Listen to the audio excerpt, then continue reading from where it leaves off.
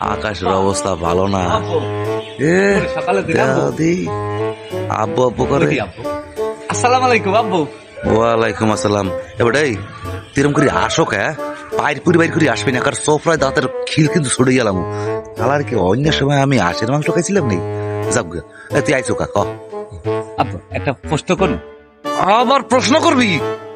কি প্রশ্ন কর। এই সুন্নতে খাতনা কি আব্বু? ও ভালো কথা কইছো। সুন্নতে খাতনা হয়েছে তোর ওইডিয়া কাটিয়া। তোর আত্মীয় স্বজন আছে না, মানে তোর নানা নানি দাদা দাদি পাড়া প্রতিবেশী, হ্যাঁ গো ডাইকা পোলাও মাংস গুলা খাওয়াই দেয়।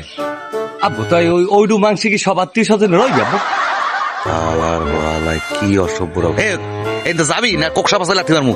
বেটা কি কও তুই এগুলা, বলদের বাচ্চা বলদ। ঠিকই আপনি বলো ধেই বাচ্চা মুই ঠিকই কইছেন, এককাল এককাল খারাপ হয় না। আবার বলে কইলে কি হ্যাঁ